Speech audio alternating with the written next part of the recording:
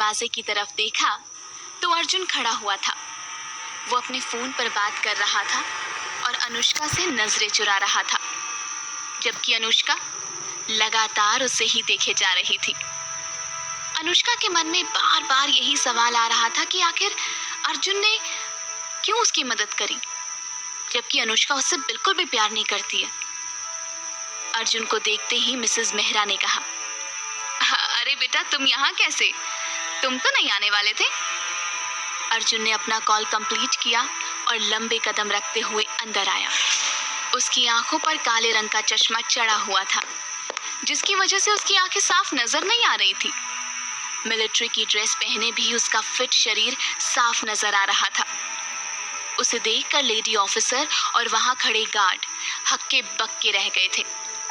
अर्जुन की पर्सनालिटी ही डोमिनेटिंग थी। अर्जुन को सामने देखकर वहीं मायरा के चेहरे पर एक बड़ी सी स्माइल आ गई। अर्जुन को सामने देखकर मिस्टर मेहरा को खुशी भी थी और हैरानी भी। हैरानी इसलिए क्योंकि अर्जुन ने अनुष्का को लेकर कोई प्रॉमिस नहीं किया था और वो इस तरह की सोशल लाइफ में कोई विश्वास नहीं रखता था, इसलिए किसी को उम्मीद नहीं थी कि वो यहाँ आएगा। लेकिन आज अर्जुन को यहाँ देखकर उन्हें अपने किए फैसले पर नाज हो रहा था। अर्जुन के आते ही वो उससे मुस्कुराते हुए मिले। अर्जुन ने जब देखा कि अनुष्का ठंड में जेल के कपड़े में है तो उसका मूड खराब हो गया। वैसे भी उसे मेहरा परिवार से कोई खास उम्मीद नहीं थी। उसने सबसे पहले यही पूछा, अभी तक अनुष्का जेल के कपड़ों में? इतनी ज्यादा ठंड हो रही है। आंटी, आप इसके लिए कपड़े और शूज तो लाई होंगी। अनुष्का की माँ कुछ बोलती उससे पहले ही मायरा ने कहा, अब इसकी क्या जरूरत है? वैसे भी हम यहाँ से घर ही जाने वाले ना, तो घर जाकर चेंज कर लेगी।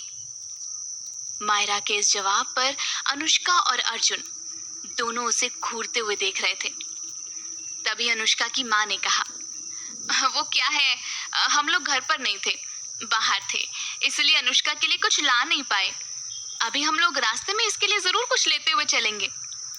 अनुष्का की माँ ने मायरा की बात को काटते हुए इस तरीके से बात कही जैसे उन्होंने जानबूझकर ये नहीं किया, लेकिन फिर भी अर्जुन का चेहरा साफ साफ बता रहा था कि अनुष्का के कपड़े ना लाना उसे बिल्कुल अच्छा नहीं लगा।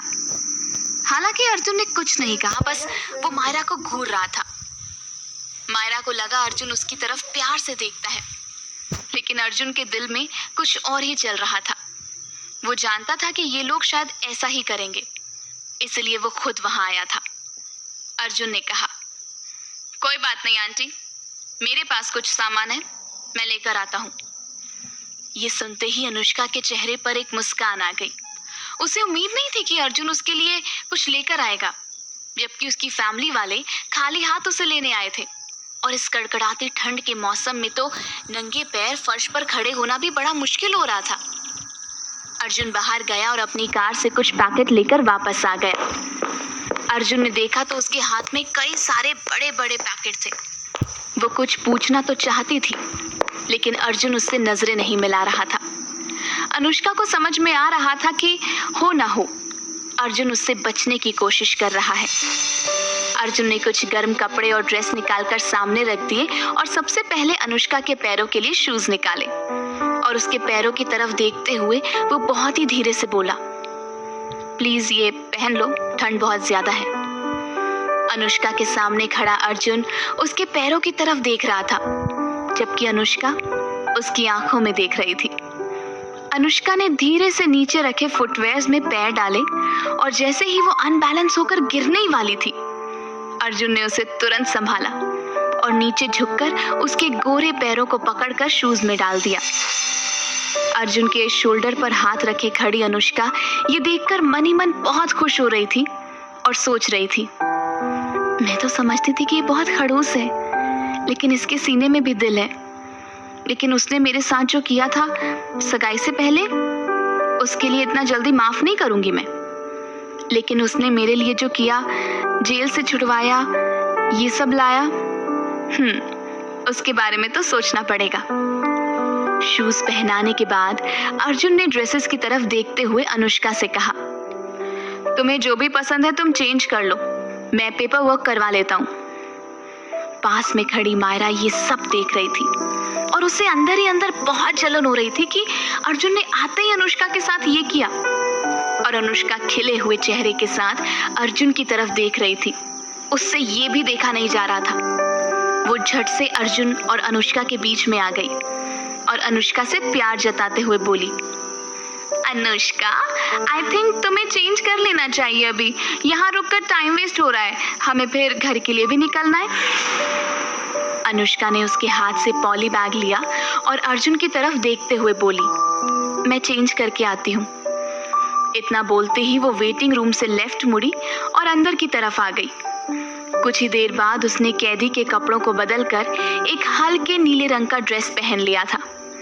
वो वेटिंग रूम से बाहर निकली ही थी कि उसे एक तेज दर्द से कराहती हुई आवाज सुनाई दी। दर्द की आवाज सुनते ही अनुष्का और अर्जुन दोनों ने पलट कर देखा तो डिटेंशन सेंटर से एक आदमी को स्ट्रेचर पर ले जाया जा रहा था। वहां के आसपास के बाकी कांस्टेबल्स और जेलर भी बड़े ध्यान से उसे देख रहे थे। अनुष्का के चेहरे का रिएक्शन पूरी तरह से बदल गया था। वो आदमी दर्द से बार बार तेजी से चिल्लाए जा रहा था। उसके आगे पीछे ही दो आदमी और एक सफेद ड्रेस पहने डॉक्टर भी खड़ा था। अनुष्का ने ध्यान से उसकी हालत देखी और जैसे उसे कुछ समझ में आया वो परेशान हो गई। कुछ सोचते हुए वो आगे बढ़ी और कॉन्फिडेंस के साथ बोली, stop doctor, please stop. Anushka की आवाज सुनते ही डॉक्टर और बाकी लोग रुके। अनुष्का ने पेशेंट को बड़े ध्यान से देखा जैसे उसे कुछ समझ में आ रहा हो और वो गंभीर होकर बोली, अगर अभी आपने इन्हें इग्नोर किया ना और तुरंत ट्रीटमेंट नहीं किया गया तो ये पैरालाइज्ड हो सकते हैं, और वो भी पूरी जिंदगी के लिए। अनुष्का की बातें सुनकर पेशेंट के चेहरे की घबराहट और बढ़ गई। उसकी बातों पर डॉक्टर ने गुस्से में कहा, व्हाट रबिश, कौन हो तुम और तुम्हें किसने कहा ये सब कहने के लिए? एक्चुअली में तुम हमारे काम में रुकावट डाल रही हो। हम इसे जितनी जल्दी ले जाएंगे उतना जल्दी इसका ट्रीटमेंट कर पाएंगे। डॉक्टर से ऐसा जवाब सुनकर अनुष्का ने लंबी सांस ली और अपने हाथ से पेशेंट की पीठ को चेक करते हुए बोली, doctor, you know very well, आप पेशेंट को बता क्यों नहीं रहे हो कि इनके पास बिल्कुल भी टाइम नहीं है। इसके रीढ़ की हड्डी का एक ब्लॉक डिस्प्लेस हो गया है। एक और जोरदार धक्का लगा, कंप्लीट डिस्प्लेस हो जाएगा और उसके बाद ये परमानेंट पैरालाइज्ड हो सकते हैं। अनुष्का की ये बात सुनकर डॉक्टर हैरान थे कि आखिर उसे ये सब कैसे पता, और उन्हें ऐसा लगा जैसे अनुष्का उन्हें उनका काम सिखा रही है। तो उन्होंने गुस्से भरे लहजे में कहा, हाउ डू यू नो, तुम्हें कैसे पता कि ये पैरालाइज हो जाएगा? और कितना भी इलाज कर लो फिर भी ये 4-5 दिन के बाद पैरालाइज हो ही जाएगा। इसलिए तुम मुझे मत सिखाओ कि मुझे क्या करना चाहिए और क्या नहीं करना चाहिए। इन दोनों की बहस के बीच में पेशेंट परेशान हो रहा था। हालांकि ये पेशेंट इस शहर का जाना माना क्रिमिनल था जिसे सब देव के नाम से जानते थे, और उसके साथ उसके कुछ साथी भी थे। उसने तेजी से तड़पते हुए कहा, डॉक्टर, वो क्या बोल रही है सुन तो लो। तुम लोग तो मुझे पैरालाइज्ड करके छोड़ोगे। वो बेचारी लड़की मेरे ठीक होने के बारे में बोल रही है तो सुनो ना। मुझसे मेरा दर्द अब 1 मिनट भी बर्दाश्त नहीं हो रहा है। आपको जो करना है ना बस जल्दी करिए। पेशेंट की बातें सुनते ही जैसे अनुष्का के अंदर हिम्मत सी आ गई थी। उसने झट से अपने दुपट्टे को अपनी कमर में बांधते हुए कहा, डॉक्टर प्लीज मुझे एक नीडल चाहिए। ये सुनकर डॉक्टर ने उसे समझाते हुए कहा, अब तुम रीढ़ की हड्डी को एक नीडल से ठीक करोगी? मैं कह रहा हूँ ना, अभी भी रिस्क लेने की जरूरत नहीं है। ऑलरेडी ये केस बहुत क्रिटिकल है, इसे बिगाड़ने की जरूरत नहीं है। डॉक्टर की इतनी सारी बातें सुनकर अनुष्का ने इग्नोर करते हुए साइड में रखे फर्स्ट एड बॉक्स से झट से न्यू नीडल ढूंढ कर निकाली और उसकी कमर पर मसाज करते हुए उसे लेटने के लिए कहा। उसने जैसा जैसा कहा वहां खड़े उन दोनों आदमियों ने वैसा ही किया। साइड में खड़ा डॉक्टर चुपचाप अनुष्का की बातें सुन रहा था। अनुष्का ने झट से उसे लेटने के लिए कहा और लेटते ही उसकी कमर की हड्डी को ध्यान से देखते हुए सुई लगा दी। सुई लगते ही वो आदमी तेजी से चिल्लाने लगा। उसकी रोने की आवाजें सुनकर डॉक्टर ने घबराते हुए कहा, ये क्या किया तुमने? अनुष्का उसकी बातों को इग्नोर करते हुए पेशेंट से बोली, अभी कैसा लग रहा है आपको? पेशेंट ने धीमी सी आवाज में कहा, दर्द थोड़ा कम है। वहां खड़े लोग हैरान थे कि इस लड़की ने ये कैसे सब कुछ ठीक कर दिया। ये सुनते ही अनुष्का ने झट से अपने हाथों से ग्लव्स उतारे, सुई रखी और डॉक्टर से बोली, अब 4-5 दिन है आपके पास और बिना सर्जरी के ये ठीक नहीं होगा। मैंने जो किया उससे उसे दर्द कम होगा और छोटे मोटे झटके वो सह सकता है, लेकिन ध्यान से फिलहाल ही इज फाइन। डॉक्टर के चेहरे को देखकर साफ साफ पता चल रहा था कि अनुष्का की इस हरकत से वो बहुत ज्यादा हैरान थे। उसने इतना सटीक एक्यूपंक्चर करते हुए अभी तक किसी को भी नहीं देखा था। उस पेशेंट ने धीमी सी आवाज में कहा, थैंक यू सो मच। आज अगर आप नहीं आती ना तो शायद मैं पूरी जिंदगी के लिए पैरालाइज्ड हो सकता था। आपका यह एहसान मैं कभी नहीं भूलूंगा। उसकी बातें सुनकर अनुष्का थोड़ी सी मुस्कुराई और बाहर आ गई। अनुष्का के बाहर आते ही उसकी माँ ने तुरंत पूछा, इतना टाइम कहाँ लग गया? हम कब से इंतजार कर रहे हैं, पेपर वर्क भी हो गया। अनुष्का ने अपनी ड्रेस की तरफ देखते हुए कहा, वो जेल की एक फ्रेंड मिल गई थी तो उससे बातें करने लग गई। अब फिर पता नहीं कब मिलना हो।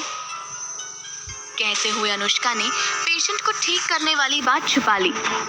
वो चाहती थी कि उसकी फैमिली वाले उसे उसी तरह ट्रीट करें जैसा करते आ रहे थे। वो नहीं चाहती थी कि उन्हें ये पता चले कि उसे काफी कुछ याद आ गया है। उसने फिर से कहा, वैसे मैं इस ड्रेस में कैसी लग रही हूँ? अनुष्का ने यह सवाल तो अपनी माँ को देखते हुए पूछा था, लेकिन वो जवाब अर्जुन से चाहती थी।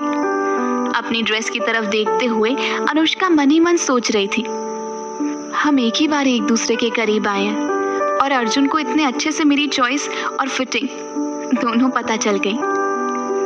उसके डैड ने हंसते हुए कहा, थैंक गॉड कि अर्जुन तुम ड्रेस ले आए। You are looking so beautiful. अब हमें घर चलना चाहिए। अर्जुन ने अभी तक अनुष्का से नजरें नहीं मिलाई थी। अनुष्का भी बचते हुए बार बार अर्जुन की तरफ देख रही थी, क्योंकि आज अर्जुन ने जो किया था उसने सपने में भी नहीं सोचा था कि कोई ऐसा करेगा। सभी लोग पार्किंग एरिया में आ गए। अर्जुन की मिलिट्री वाली गाड़ी मिस्टर मेहरा की गाड़ी के पास ही खड़ी थी। अर्जुन की गाड़ी देखकर अनुष्का धीमी सी आवाज में बोली, डैड आप लोग जाओ, मैं अर्जुन के साथ उसकी गाड़ी में आ जाऊंगी। ये सुनते ही मायरा मुस्कुराते हुए बोली, बट अनुष्का हम अपनी गाड़ी से भी तो चल सकते हैं, और वैसे भी अगर तुम मेरे साथ कंफर्टेबल नहीं हो तो इट्स ओके, तुम मॉम डैड के साथ चलो, मैं अर्जुन के साथ आ जाती हूँ। कुछ देर तो अर्जुन खामोश रहा, लेकिन फिर उसने धीमी सी आवाज में कहा, मैं और अनुष्का साथ में आ जाएंगे। इतना सुनते ही अनुष्का ने जल्दी से अर्जुन की तरफ अपनी गर्दन घुमाई और वो पलटकर गाड़ी के अंदर बैठा रहा। अनुष्का को बड़ा अच्छा लगा कि उसे अपने साथ चलने के लिए अर्जुन ने कहा, लेकिन मायरा अनुष्का के बिहेवियर से काफी हैरान थी। आज तक अनुष्का ने उसकी एक बात नहीं टाली थी, फिर आज कैसे वो उसकी हर बात काट रही है। और तो और अर्जुन के साथ इतना आराम से बात करना भी उसे समझ में नहीं आ रहा था। अभी तक वो अर्जुन को देखना नहीं चाहती थी, लेकिन आज उसके साथ उसी की कार में जाना चाहती है। अर्जुन के कार में बैठते ही अनुष्का भी बिना किसी बहस के उसकी कार की अगली सीट पर जाकर बैठ गई। उसके मॉम, डैड और मायरा तीनों घर के लिए निकल गए। अनुष्का ने गाड़ी का शीशा थोड़ा सा खोला और बाहर देखने लगी। अर्जुन बार बार उसे शीशे में देख रहा था। बाहर से आती हुई ठंडी हवा उसके बाएं तरफ के बालों को परेशान कर रही थी। अर्जुन को देखकर ऐसा लग रहा था जैसे वो उसके बालों को समेटना चाहता है, लेकिन जैसे ही अनुष्का उसकी तरफ देखती, वो पूरा फोकस ड्राइविंग पर कर लेता। कुछ देर जब कार में खामोशी रही तो अर्जुन ने धीमी सी आवाज में कहा, जेल में काफी लोगों ने परेशान किया होगा ना? ये सुनकर अनुष्का ने उसकी तरफ पलट कर देखा और ना में गर्दन हिलाकर मना कर दिया। अर्जुन को अनुष्का की पूरी खबर थी। उसे ये भी पता था कि किसी ने उस पर हमला किया था। इधर अनुष्का इस बात से हैरान थी कि उसके परिवार ने एक बार भी उससे ये नहीं पूछा कि जेल में क्या हुआ, वो कैसे रही। अर्जुन ने उसकी खामोशी को देखकर मन ही मन कहा, मैं जानता हूँ अनुष्का, तुम अब भी मुझसे नफरत करती हो। मुझे पता है मेरे साथ कितना ज़्यादा अनकंफर्टेबल फील कर रही होगी तुम, तभी तो मुझसे नज़रें नहीं मिला रही हो।